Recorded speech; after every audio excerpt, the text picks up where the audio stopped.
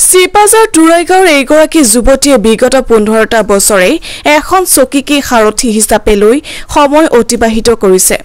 মাত্ৰ নৱম শ্ৰেণীত অধ্যয়ন কৰি থকা সময়তে এক জটিল ৰোগত আক্ৰান্ত হৈছিল গাঁওখনৰ ছবিনা ইয়াছমিন নামৰ এই যুৱতীগৰাকী। উপায়বিহীন মাতৃগৰাকী এতিয়া অসমৰ মুখ্যমন্ত্ৰীক নিজ সন্তানৰ চিকিৎসাৰ বাবে সহায় ভিক্ষা কৰিছে। চিপাজাৰ তুৰাইগাঁৱৰ এগৰাকী যুৱতীয়ে বিগত 15টা বছৰে এখন চকীকে সাৰথি হিচাপে লৈ সময় অতিবাহিত কৰিছে। মাত্ৰ নৱম শ্ৰেণীত অধ্যয়ন কৰি থকা সময়তে এক জটিল ৰোগত আক্ৰান্ত হৈছিল গাঁওখনৰ ছবিনা ইয়াছমিন নামৰ এই যুৱতীগৰাকী।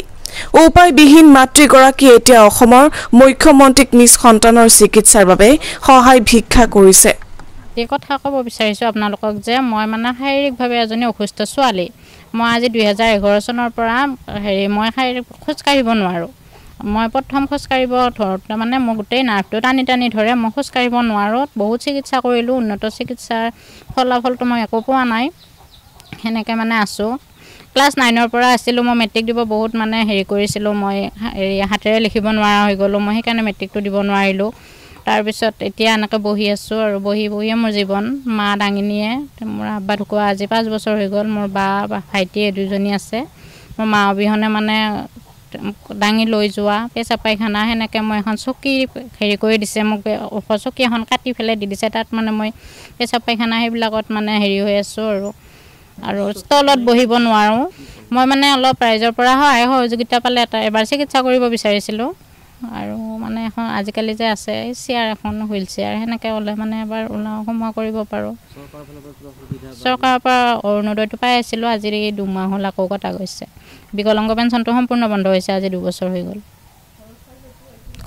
ঘৰটোও দিম বুলি পেলাই কৈছিলে। ঘৰটোও বন্ধ কৰি দিলে, ঘৰটোও নিদিলে। মই মুখ্যমন্ত্ৰী ছাৰৰ পৰা যদি অকণ সুবিধা পালোঁ হয়, মই চিকিৎসাৰ সহায় ল'ব বিচাৰিছিলোঁ। আজি 2011ৰ পৰা মই তাইক দাঙি সোমোৱা আগতে শুৱাই দিব লাগিছিলে। এতিয়া পিছে নাই, শুৱাই দিব নালাগে, নিজে নিজে খায়। তাৰপিছত এই বহুত কষ্ট আৰু মোৰ বেমাৰ আজাৰ হ'লেও মানে মই দাঙি নিব লাগে।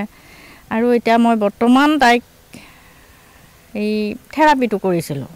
থেৰাপিটো ল'ৰাটো 2 দিন আহে, 4 দিন নাহে, এনেকৈ থাকি অলপ ভাল হৈছে। কিন্তু খোজপাত একে লৰাবই পৰা নাছিল। থেৰাপিটো কৰাওঁতে অলপ লৰাব পৰা হৈছে। এতিয়া যদি ৰাইজে অলপ সহায় সহযোগ আগবঢ়ায় বা চৰকাৰৰ ফালৰ পৰা যদি কিবা এটা সহায় পালোঁ হয়, তেতিয়াহ'লে ছোৱালীটো কিজানি আৰোগ্য যদিও নহয়, তথাপিতো অলপ কিবা এটা হ'ল হয় বুলি আশাৰ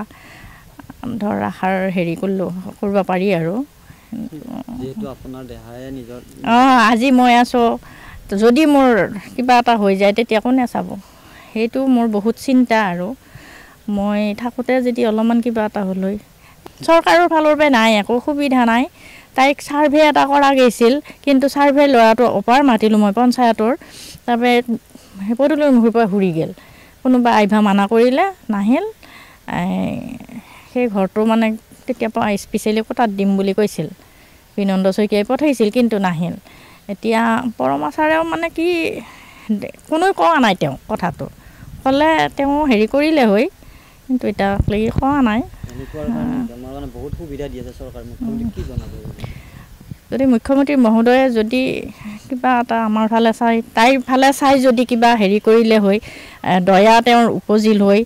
আৰু একবাৰ মোৰ বাহিৰক নিয়া বৰ ইচ্ছা আৰু বাহিৰক নিলে যদি আমাৰ মুখ্যমন্ত্ৰী মহোদয়ে যদি অলপ কৰিলে হয়, সহায় দিলে হয়, তেতিয়াহ'লে পাৰিলোঁ হয়।